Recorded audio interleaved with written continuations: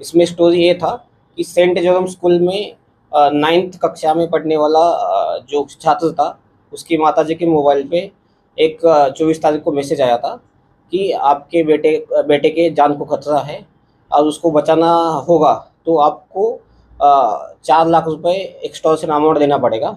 उसके बाद जो वो माता और लड़का पुलिस स्टेशन में आए। हमने ऑफेंस दर्ज किया। ऑफेंस दर्ज करने के बाद हमारी काशीमीरा पुलिस स्टेशन की डिटेक्शन की टीम इमीडिएटली जिस मोबाइल से मैसेज आया था उसको पुलिस स्टेशन में लेके आई, उसको इंट्रोगेशन किया।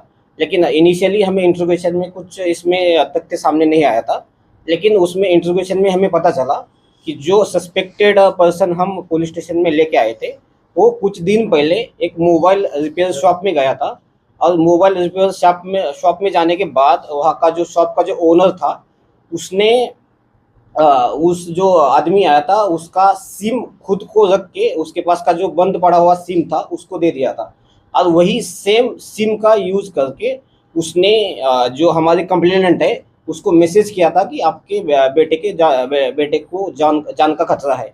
तो उसके ये सब चीज़ें हमें मालूम होने के बाद हमने वो जो शॉप का जो ओनर था उसको हम लेके आए। उसके बाद हमें एक सरप्राइजिंग फैक्ट सामने आया कि वो जो आदमी था वो जिस बस से ये जो लड़का स्कूल में जाता था उसका वो बस का चालक और मालक था।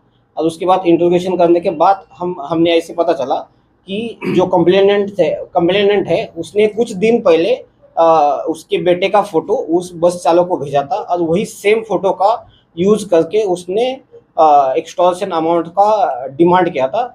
और उसके बाद उसको अरेस्ट करने के बाद उसने उसका ये जो ऑफेंस है उसका गुनाह कबूल किया है और अभी वो हमारे कस्टडी में है।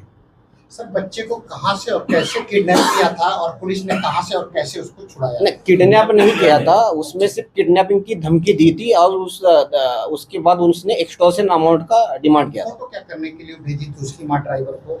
नहीं, क्योंकि वही जो लड़का था वही सेम बस से स्कूल में जाता था, इसलिए पहचान के लिए उसने फोटो